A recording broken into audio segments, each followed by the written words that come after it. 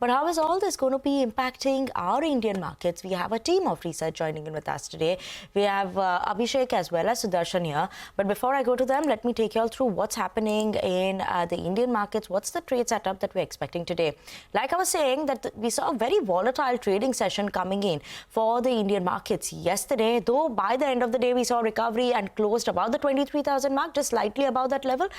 It was a sixth trading session that we saw that the Nifty actually closed in the red. So will be interesting to see today where the Nifty is going to be headed. Yesterday, metals, PSU banks, financial services, that showed some bit of a strength in the market. So today, is that going to be continuing for these sectors? Is something to watch out for. What's weighing on the market overall in the recent times is uncertain global cues, that trade war and tariff wars that have been going on. That is something that is a bit of a concern and a jitter that is causing in the global markets. Other than that, FIIs, they've continuously sold in the Indian market. So that is something that one should be watching out for going forward as well. And mixed earnings is a factor that is impacting the markets.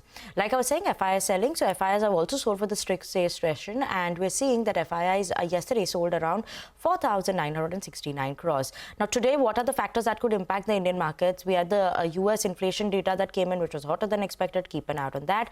On the other hand, India's January CPI inflation, that came in at a 5-month low. So let's watch out for that and how that will impact the market. Weekly expiry could see some volatility there, and updates coming in from PM Modi's US visit will be key factors to watch out for. Any highlights on that front in terms of trade? But yes, Nifty implied open, muted start is what we're expecting today. Moving on, let's go across to Abhishek, who is here to tell us which are the important stocks to watch out for in today's trading session. Good morning, Abhishek. Good morning, Vinny. So the first stock on radar will be Kotak Mahindra Bank. Now, RBI has removed the supervisory restrictions from Kotak Mahindra Bank. So this was one of the last, restrictions that's being lifted by RBI. So RBI had placed restrictions on Kotak Mahindra Bank on 24th of April 2024. So with this removal, now Kotak Mahindra Bank can issue fresh credit cards, which augurs well for net interest margin for them as well. And they can also onboard new customers via online and mobile banking channels, so that may augur well for deposit momentum for them as well. Now, ICICI Bank, the JV partner Prudential PLC is evaluating potential listing opportunity of ICICI Prudential AMC. So, ICICI Bank will retain majority stake in ICICI Pru AMC. Muthoot Finance, robust result with respect to gold portfolio of theirs. The NII and net profit both are ahead of our polls. Bharat Forge, the revenue is down 7.5% YY. However, net profit is down much higher, like 8.5% on a YY basis. Godrej Industries, strong set of numbers coming in over there. Revenue up 34.5% YY and profits up 77% YY. ITT Cementation, revenue up 11.3% YY. However, net profit is up just 11% YY. PTC India, their revenue was almost flat, a decline of 0.2% YY. Profits are up 58.2% on a YY basis. And the worst results amongst lenders has come in so far from Fusion Finance. Gross NPA ratio has ended up to 12.6 versus 9.4. Their ROA is at minus 27.6% and ROE at minus 132.9%, which is a disaster result coming in from them. Back to you.